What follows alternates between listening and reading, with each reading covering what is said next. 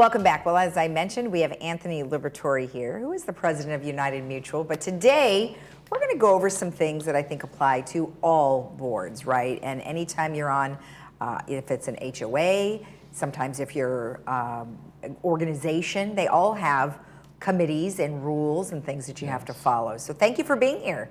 Well, thanks for having me. Good to see you again. Good to see you too. And I think, like I said, you're here to kind of go over committees and what they are. So I appreciate that. Yes, we have, I'm the current president of United Mutual, and like the other mutuals, we have a board of directors, 11 of us, and the board is the authority to do all the work. And to help the board be more efficient, in Davis Sterling and in Robert's Rules, it goes through the use of committees to do the business. And so why committee? The committee is to consider, investigate, or take action on certain matters or subject of all, or do all the above, and gather this, do this research and investigation, put it together, and move it on to the board. Right. With maybe a recommendation. Yeah. And then that would come up into the consent calendar. So the board looks at the consent calendar and knows that these items have already been considered by their committee. And the committee is composed of directors. The same directors sit on the board. And so the board then can pass that resolution or send it back for reconsideration.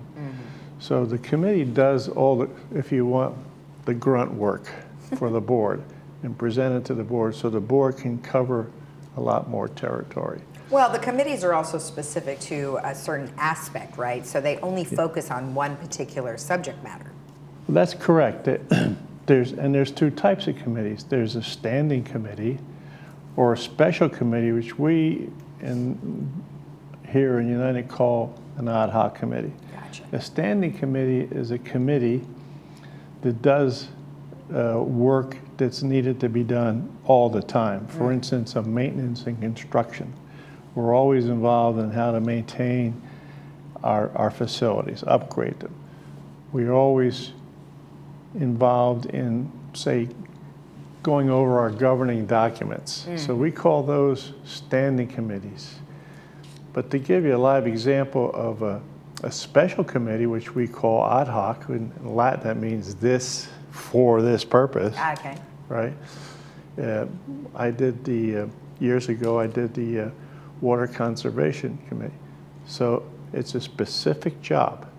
An ad hoc special committee does a specific job, and when that job is completed, it ceases to exist. I did the water conservation, and I did LED lighting. It was a big job, but when it was over, it was over. Right. So there's two basic kinds of committees: standing committee and a special or ad hoc committee. Okay, great. Now, you mentioned Davis Sterling and Robert's Rules. Now, we used to have Joan Milliman on, who went over Robert's Rules a lot, right? Yeah. So it's a parliamentary procedure. So, we can certainly watch your meetings online right here on Village Television. And sometimes, it doesn't always follow the rules. So why are those rules in place? Well, those rules are in place so that we can accomplish work. And when we don't pay attention to those rules, you can see the meetings degenerate into, I don't know what you would call it. I wouldn't say chaos, but we don't get anything done. So Davis Sterling makes sure that we follow government law, corporate code, civil code. And the government knows that there are many, many types of assemblies or boards with different purposes. So they stop at a certain level, and then those boards can select a parliamentary authority. In our case, in Article 13, Section 2 of United Governing Documents, before my time, they selected Robert's Rules to be their parliamentary authority. So government, state, local laws comes first. And Robert's rules fills in the gaps for meetings and so forth. Okay. And they both discuss committees. But Davis Sterling doesn't go into the why of committees. It just establishes the right of a board to make a committee of one or more people. It goes on further to say that the board can make one or more committees. Right. You know, and goes on that. And Roberts goes a little bit more into detail. As I said, Yeah. I read the definition at the beginning, to investigate, to do all these things that they have to do to recommend action to the board. Now, both of them, Sterling and Robert's rules, these are bylaws and parliamentary procedures that only the people on the board should know, or should everybody as a resident know? I think everybody should know them, because they should understand what their board of directors are doing. Okay.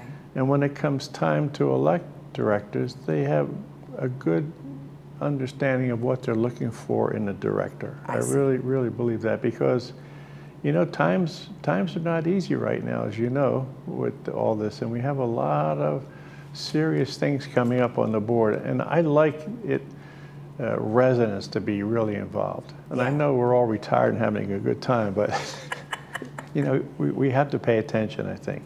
Well, there's so many people here that live here. You know, 20,000 people is like a city. You know, it's a city in and of itself.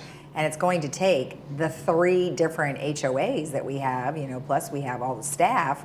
It takes a lot to run the place. Yes, and one of the key things about being successful, I think, and you'll find this in Robert's rules to a great extent, and somewhat in Davis Sterling, although you have to search for it, is boards have to reach consensus.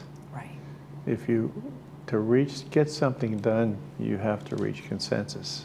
And that's the challenge. Yeah. I won't say difficult. The challenge for us is to reach consensus to advance the causes of our boards.